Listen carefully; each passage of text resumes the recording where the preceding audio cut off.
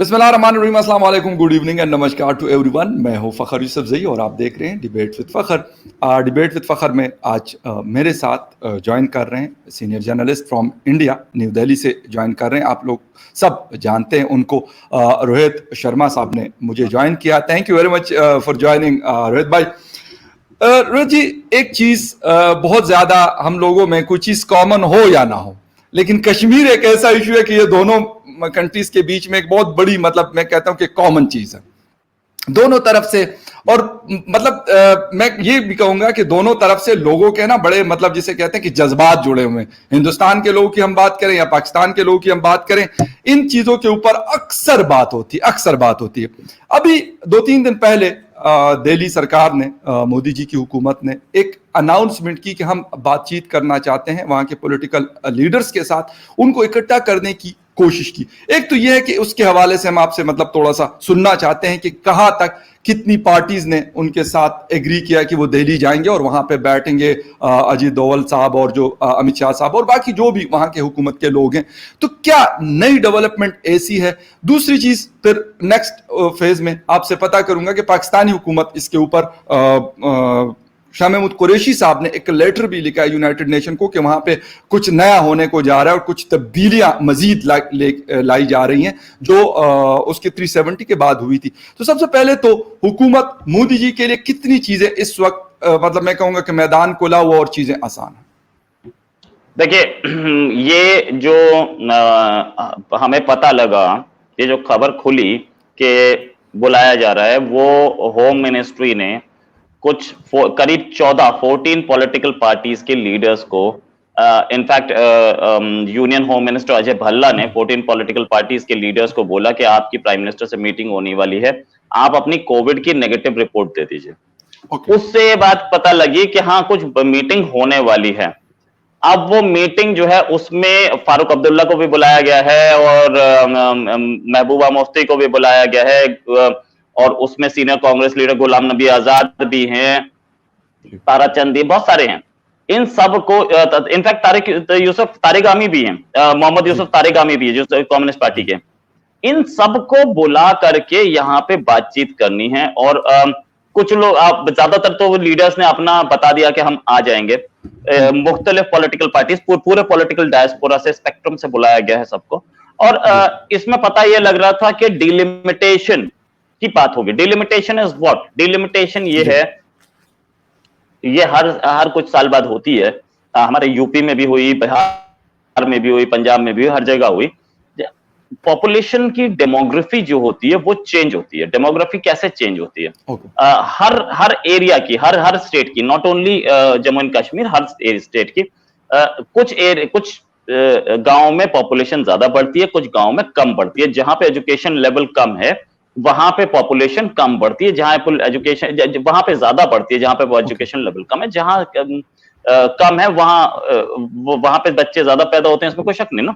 तो ये डिलिमिटेशन उस हिसाब से किया जाता है, लोगों के माइग्रेशन और ये सब देख करके। तो ये डिलिमिटेशन जम्मू एंड कश्मीर में भी होना था, क्योंकि 370 हटी है और 370 हटने के बाद वहां पे लोग 40-40, 50-50 साल से रह रहे थे, उन सबको डोमिसाइल मिला है। तो उससे डेमोग्राफी चेंज हुई है। और पहले ज्यादा सीट्स कश्मीर रीजन के हाथ में थी, अब जम्मू रीजन के हाथ में ज्यादा सीट्स है। और जम्मू एंड कश्मीर दोनों के दोनों एक स्टेट है। तो इस डिलिमिटेशन की बहुत जरूरत थी, क्योंकि डिलिमिटेशन जैसे ही होगा तो जम्मू को ज्यादा सीट्स मिलेंगी, उस पर बात होगी। ये भी सुना जा रहा है कि स्टेटहुड रेस्टोर करने पे बात होगी, और ये भी सुना जा रहा है कि इलेक्शंस भी करवाए जा सकते हैं। तो इस पर बात होगी। और ये जो एरिना है, इस पर सारे लीडर्स, जितने भी लीडर्स हैं, आकर के बात करेंगे। पहले भी एक अनरिटन नॉर्म था जम्मू एंड कश्मीर में कि जो वो होगा, चीफ मिनिस्टर होगा, वो वो कश्मीर रीजन से होगा, और डेप्यूटी चीफ मिनिस्टर जो होगा, either he will be a Kashmiri Hindu, Kashmiri Pandit, और he will be from Jammu region. तो हम लोग शुरुआत से देखते आए हैं कि प्यारेलाल हांडू से लेकर के और अब निर्मल कुमार तक हम लोगों ने हिंदू डेप्यूटी चीफ मिनिस्टर्स देखे हैं। तो ये रहा है। और अब क्योंकि बीजेपी जो है वो एक सिंगल लार्जेस्ट पार्टी बन के उभरी डीडीसी इलेक्शंस में, डिस्ट्रिक्ट डेवलपमेंट काउंसिल इलेक्शंस में, तो ये भी देख रहा है कि BJP is held for a larger role in the state. क्योंकि अगर 50-50% सीट मिल जाती है कश्मीर वैली को और जम्मू को, तो BJP will be a power to reckon with. तो ये हमें आगे दिख रहा है। अच्छा, एक चीज़ और है कि हुकूमत पाकिस्तान जिस तरीके से शाह महमूद कुरैशी को हम देख रहे हैं, उसके साथ साथ इमरान खान भी हर फोरम के ऊपर ये बात करते हैं कि वहाँ पे ये किया जा रहा है, वहाँ पे ये किया जा रहा है, वहाँ पे ये किया जा रहा है, और इस चीज़ को भी बड़ा सीरियसली लिया हुकूमत पाकिस्तान ने, इस वाले बात को कि जो बातचीत हो रही है और इलेक्शन के लिए तैयारियां हो रही है। अभी अनाउंस नहीं हुआ, लेकिन लगता ऐसे है, जिस तरह आपने बात की कि नियर फ्यूचर हो सकता है कि वहाँ पे इस तरह के इलेक्शन हों। तो क्या नजर आ रहा है कि पाकिस्तान का जो स्टांस है, इज इट वीक, और क्या है पाकिस्तान अपना मैसेज कन्वे कर पाएगा इंटरनेशनल कम्युनिटी को इस हवाले से? देखिए, इंटरनेशनल कम्युनिटी या पाकिस्तान, दोनों के दोनों, अगर इंडिया इलेक्शन कराता है तो वो बोल क्या सकते हैं, इस पे आ जाते हैं। अगर हम इलेक्शन करवाते हैं तो अकेला चाइना ऐसा कंट्री है जो ये बोल सकता है कि ये गलत कराया, क्योंकि बाकी सबके खुद के कंट्री में इलेक्शंस होते हैं, तो वो इलेक्शन को तो मना नहीं कर सकते। अब दूसरा आरोप वो लगा सकते हैं कि elections were rigged, not free and fair. तो इलेक्शन में सारे के सारे आ जाते हैं, इलेक्शन होता है, इलेक्शन में जो अब हुर्रियत इलेक्शन लड़ती नहीं है, तो हुर्रियत से कोई पूछता नहीं है। हुर्रियत को 10 बार बोला कि आप इलेक्शन लड़िए आके, वो लड़ते नहीं है। वो इसलिए नहीं लड़ते कि जैसे ही वो इलेक्शन लड़ेंगे तो उन्हें पता चल जाएगा कि फारूक अब्दुल्ला के सामने हमारी क्या हैसियत है, या महबूबा मुफ्ती के सामने हमारी क्या हैसियत है। उन्हें तो पता चल जाएगा कि फारूक अब्दुल्ला, महबूबा मुफ्ती हमसे ज्यादा पॉपुलर है, तो वो आते ही नहीं लड़ने। ठीक है, हुर्रियत के पास वैसे भी बैकिंग नहीं है। आप 200-200 रुपए दे करके और साल में एक रैली कीजिए, उसमें आप लाख लोग इकट्ठे कर लीजिए, वो अलग चीज होती है। आप हर हफ्ते रैली कर रहे हो, हर महीने रैली कर रहे हो, उसमें आप इकट्ठे करें लोग, वो अलग चीज होती है, और वो भी बिना पैसे दे। भाई हर महीने कहां से आप पैसा दे देंगे? तो पैसा दिए बिना आप लोगों को ले नहीं आ सकते। ठीक है, और आप 200-200 रुपए दे करके रैली में इकट्ठे कर भी लीजिए, तो आपका वोटिंग, एक्चुअल वोटिंग में पता चल जाएगा कि हैसियत क्या है। तो Hurriyat never comes into this. ठीक है। अच्छा, एक छोटा सा सवाल इससे रिलेटेड है। आपने हुर्रियत की बात की, मिरवाइज उमर फारूक है या फिर गिलानी साहब की पार्टी है, मतलब उनका स्टांस ये नहीं है कि हम इस वजह से नहीं लड़े। वो कह रहे हैं कि हमारा पॉइंट ऑफ व्यू ये नहीं है कि हिंदुस्तान जब तक है हम उसके अंदर इलेक्शन नहीं लड़ते, क्योंकि वो लाजमी सी बात है, कंट्रोल आपके पास होता है। मेरे पाकिस्तान में भी इलेक्शन रिगिंग होती है और दबा के होती है, इसमें कोई शक नहीं है कि नहीं होती, बहुत ज्यादा होती है, और भी बल्कि जो मौजूदा हुकूमत है इसके ऊपर तो ये एलिगेशन सबसे ज्यादा है। तो वो ये बात करते हैं कि हम नहीं लड़ते, and we are the true representative of the Kashmiri people. Abdullah sahab जो हैं, और जो आपने महबूबा साहिबा की बात की, तो उनको तो वो कहते हैं कि नहीं भाई, वो तो हिंदुस्तान की हुकूमत के लोग होते हैं, आते हैं और चले जाते हैं। देखिए, अगर मैं आपके प्रोग्राम पे ये क्लेम कर रहा हूं कि I am the true representative of Sindhi people, तो आप मान लेंगे? ठीक भाई, क्लेम है उनका। उनको ये इस क्लेम को सब्सटैंशिएट करने के लिए कोई तरीका हो, या आपके पास कोई ऐसा वो हो, तो आपने इलेक्शन लड़ा हो, ठीक है, आप बोल रहे हो कि भाई रिगिंग होती है, हम इंडिया के अंडर नहीं लड़ना चाहते। तो मैं अगर फकर यूसुफजई को पसंद नहीं करता, और मैं बोलता हूं फकर यूसुफजई, मैं आपको इसलिए नहीं पसंद करता क्योंकि आप 10th में फेल हो गए थे, तो मैं ये कोई बात मानने वाली बात है क्या? ये कोई लॉजिकल है? भाई डिग्री आपकी है, आपने डिग्री ली है, बिल्कुल सही है ना, तो मुझे उससे क्या लेना देना? आप इलेक्शन में अगर लड़ रहे हैं, अगर फ्री एंड फेयर इलेक्शन होता है नहीं होता, हम हर साल गवर्नमेंट चेंज कर देते हैं। महबूबा मुफ्ती की गवर्नमेंट थी, फारूक अब्दुल्ला की गवर्नमेंट थी, कांग्रेस गवर्नमेंट रह चुकी है। बीजेपी अगर फ्री एंड फेयर नहीं होता तो बीजेपी के क्या फुल अपने मोदी सेंटर में होते हुए इलेक्शन में मोदी बीजेपी नहीं आती पावर में, तो ऑपोजिशन के कैसे जीतते? ऑपोजिशन के जीतते हैं भाई। यू हैव, आप हर चीज को कोई ना कोई तो आपको एक्सप्लेनेशन देना पड़ेगा ना कि हम अपनी इलेक्शन क्यों नहीं लड़ रहे, है ना भाई? इलेक्शन इसलिए नहीं लड़ रहे हैं कि हमें पता है कि we do not enjoy so much of support in the valley जो कि हम क्लेम करते हैं, और आप उस सपोर्ट को आप वो बता नहीं सकते कि हमारे पास है। तो आप बोलते हो कि भाई रिग्ड इलेक्शंस होते इसलिए नहीं लड़ते। भाई आप रिग्ड इलेक्शंस होते हैं तो आप एक बार अपनी सपोर्ट तो दिखाइए, पता तो लगे कहां पे हैं। अगर रिग्ड होते इलेक्शंस तो बीजेपी नहीं जीतती, बीजेपी तो इलेक्शन करवा देती और सारी की सारी सीट में जीत जाती। यहां तो बीजेपी छोड़िए, हमने ये देखा है कि भैया फारूक अब्दुल्ला की पार्टी 6 के 6 लोकसभा सीट जीत गई है। तो वो कैसे जीत गई? भाई हमने भी सुना है, हमें मेरे भी कश्मीरी दोस्त हैं, वो बार बार बोलते थे कि देखो यार बीजेपी की असेंबली है, बीजेपी सेंटर में है और इलेक्शन तो बीजेपी करवाएगी ना तो जीतेगी। जब वो रिजल्ट सामने आए और वैली से दूसरी पार्टीज जीती तो मैंने उनसे पूछा, मैंने कहा ये कौन बोल रहा था कि रिग्ड होगा? तो उनके पास कोई जवाब नहीं होता, राइट? तो फैक्ट रिमेन्स, डीडीसी के इलेक्शंस में मैं आपको बता सकता हूं, जो राशिद, इंजीनियर राशिद उनका नाम है, वो एक एमएलए हैं, इंडिया के खिलाफ बहुत बोलते हैं, एमएलए हैं, इंडिया के खिलाफ बहुत बोलते हैं, इंडिया को वो सीधे सीधे बोलते हैं कि हम इंडिया के पार्ट नहीं हैं, लेकिन वो लड़ते हैं और जीतते हैं, ठीक है, राइट? तारेगामी जो है वो कम्युनिस्ट पार्टी के, वो जीतते हैं, राइट? अच्छा, बीजेपी कश्मीर वैली में लड़ती है, जीती। एक बात और है अरुण जी, मतलब मीर वाइज उमर फारूक की हम बात करें, गिलानी की बात करें, यासीन मलिक की बात करें, या इस तरह के और लोगों की हम बात करते हैं, तो ये बात तो हमें माननी पड़ेगी कि वो बिहाइंड द बार ही रहे हैं ज्यादातर टाइम। अगर मैं ये बात मान भी लेता हूं उनके पास कोई सपोर्ट नहीं है, मैं ये क्लेम आपकी या बीजेपी की या इंडियन गवर्नमेंट की ये बात बिल्कुल मैं मान लेता हूं कि यार उनको कोई सपोर्ट नहीं करता, वो पैसे देके रैलियां करवाते हैं, तो फिर उनको तो मेरे ख्याल में जेल में जाना ही नहीं चाहिए। उनसे डरने की जरूरत क्या है? अगर मेरे पाकिस्तान में जनरल मुशर्रफ की पार्टी है, अब यकीन करें कि वाकई वो हजार रुपए दे के मुश्किल 500-700 लोगों को इकट्ठा करते हैं और साल में कोई एक आध फंक्शन करवा लेते हैं, ठीक है, और मीडिया वालों को जबरदस्ती कहते हैं यार खुदा के लिए आ जाओ, खुदा के लिए, अब दोस्ती यारी में कोई ना कोई उनको कवर करने के लिए चला जाता है। ये चीज तो हो गई, लेकिन उनकी पार्टी अनग्राउंड नजर नहीं आ रही। मुशर्रफ भागा हुआ अब दुबई में छुपा हुआ है, पाकिस्तान आता भी नहीं है।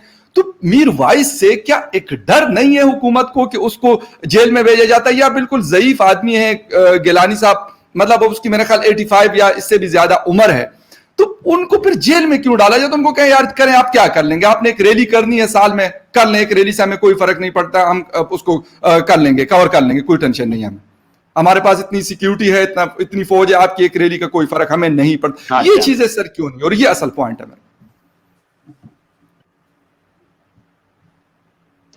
अच्छा, अब मैं आपको एक बात बताना चाहूंगा कि मीरवाइज उमर फारूक, ठीक है, मीरवाइज उमर फारूक या जिलानी साहब,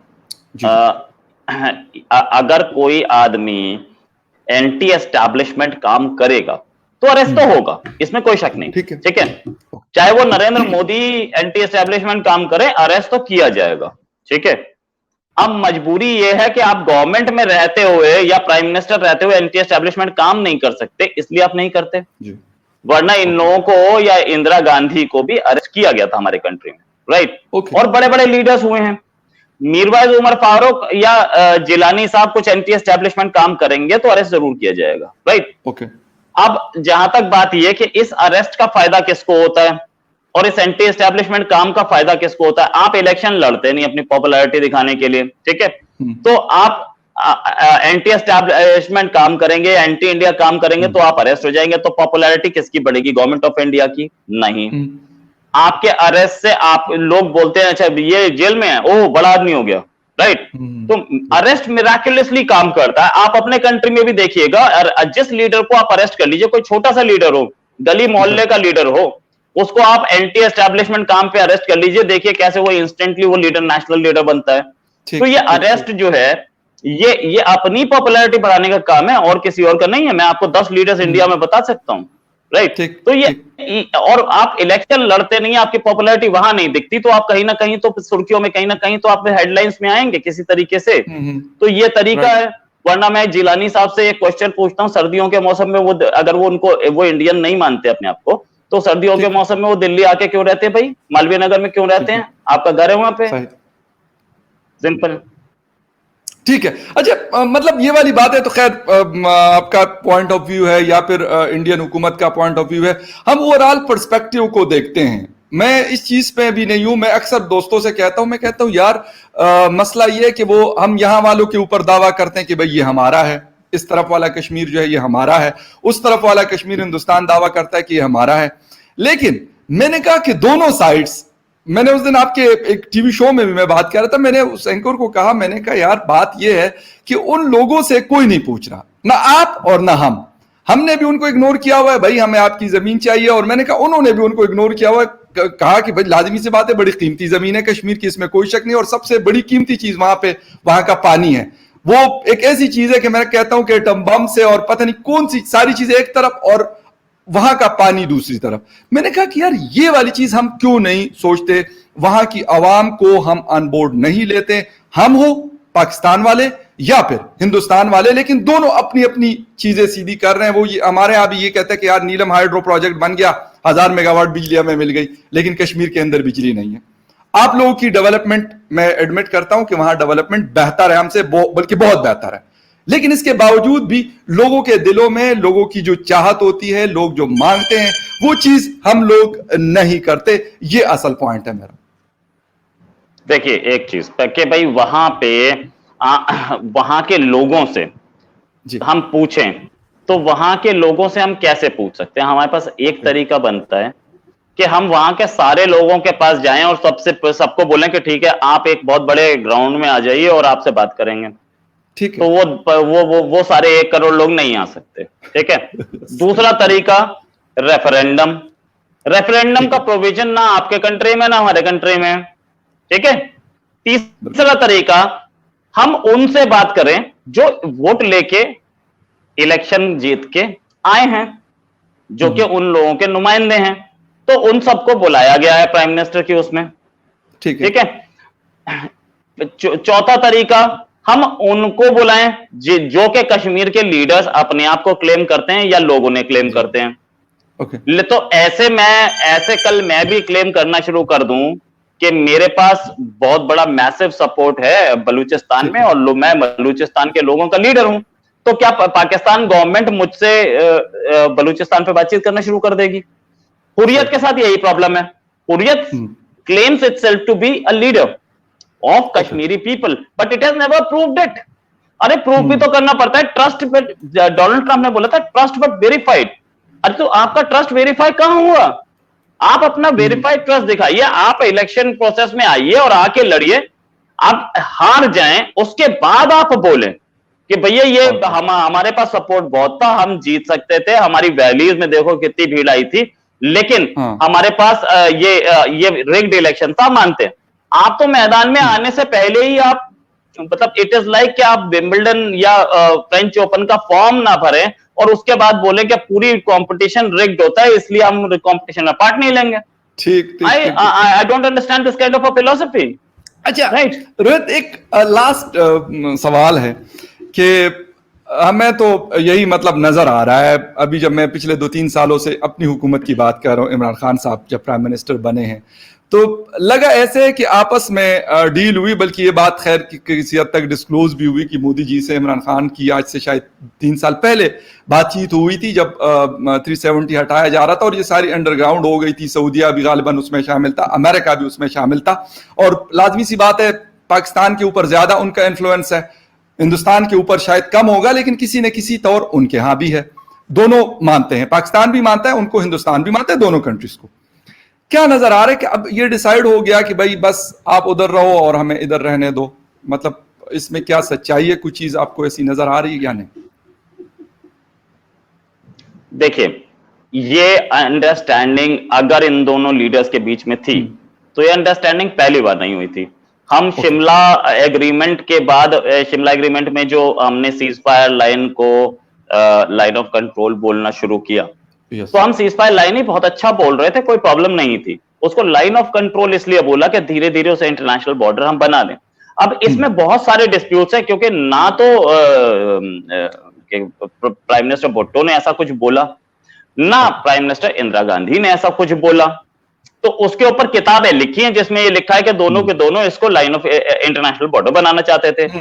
अब हम दोनों के कंट्रीज के बीच में ऐसे रिलेशंस हैं कि शाह महमूद कुरैशी एक दिन बोल देते हैं कि भैया कि हम 370 हटाना तो इंडिया का इंटरनल मैटर है, और वो अगले दिन वो खुद ही उसको बोल देते हैं नहीं नहीं ऐसा क्या है, वो इंटरनल मैटर नहीं है। तो जो चीज किसी दूसरे ने बोली तो उस पर हम कितना ट्रस्ट करेंगे, राइट? तो हमारे कंट्रीज के बीच में ये पहली बार मुशर्रफ ने भी आकर के यहाँ पे यहाँ के प्राइम मिनिस्टर से, इंडियन प्राइम मिनिस्टर से यही बोला था ना कि भाई मैं आपका हिस्सा नहीं ले सकता, आप मेरा नहीं ले सकते, हम बॉर्डर पे बात कर लेते हैं। उसी टाइम पे बॉर्डर की सबसे ज्यादा चांसेस थे। तो ये पहली बार नहीं हुआ। ओके, ठीक है। और अगर इस रेजोल्यूशन को अगर हम लोगों ने बनाना है, इस रेजोल्यूशन, इसका कोई रेजोल्यूशन, ये कोई पीसफुल सॉल्यूशन निकालना है, तो हल भी यही दिखता है, या पाकिस्तान दे दे, पाकिस्तान एक बार बोल दे कि भाई हम अपना साइड ऑफ कश्मीर इंडिया को देने के लिए तैयार हैं, नहीं, या इंडिया बोल दे कि हम अपना साइड ऑफ कश्मीर देने के लिए तैयार हैं, वो भी नहीं होगा, राइट। तो देन जब दोनों पार्टीज एक दूसरे को देने के लिए तैयार नहीं है, तो सिंपल एक चीज होती है कि बीच में से आप इसे बाइफरकेट कर दीजिए। और ऐसा नहीं है, ऐसा तो कतई नहीं है कि बाइफरकेट कोई स्टेट हुई नहीं है आज तक दो कंट्रीज के बीच में। हुई है ना यार। इससे पहले भी आपके मेरे हम इंडिया और पाकिस्तान के बीच में क्या पाकिस्तान में स्टेट ऑफ पंजाब नहीं है, या इंडिया में स्टेट ऑफ पंजाब नहीं है? बाइफरकेट की हुई है हमने। तो कभी भी ऐसा तो नहीं बोला गया कि यार नहीं, ये सारे पंजाबियों से पूछ लो, एक रेफरेंडम करा लो, है ना। तो कश्मीर भी ऐसा रह सकता है, कश्मीर भी ऐसा हो सकता है, कोई प्रॉब्लम थोड़ी है। आप बलूचिस्तान, आप और ईरान बलूचिस्तान को बाइफरकेट करके बैठे हैं, भाई वहां तो रिलीजन का मामला नहीं है, है ना। तो ऐसा हुआ है पास्ट में, ऐसा होता रहता है। तो ये भी एक बहुत अच्छा सॉल्यूशन है अगर लोग करना चाहें तो, if they want to. But मुझे तो यहाँ पे अभी कुछ नहीं दिख रहा है कि ऐसा कुछ हो पाएगा।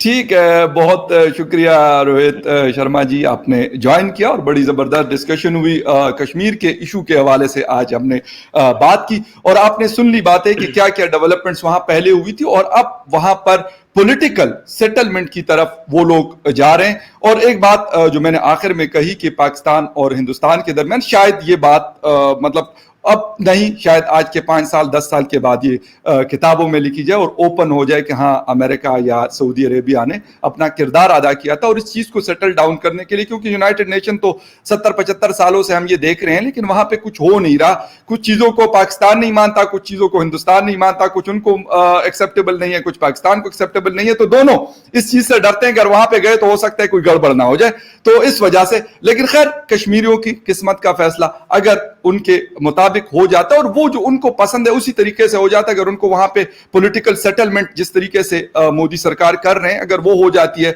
और उनको एक्सेप्टेबल है, तो मेरे ख्याल में उनकी जिंदगियां ज्यादा जरूरी है। ना कि मैं कहूं कि नहीं जी बस किसी तरीके से आप उनको मार दो, लेकिन वो वाला कश्मीर का टुकड़ा जो है ना वो पाकिस्तान के पास आना चाहिए। बहुत शुक्रिया Rohit ji for joining the show and thank you very much viewers for watching debate with Fakhar Yusufzai. किसी और डिबेट में फिर मुलाकात होती है। Take care and bye.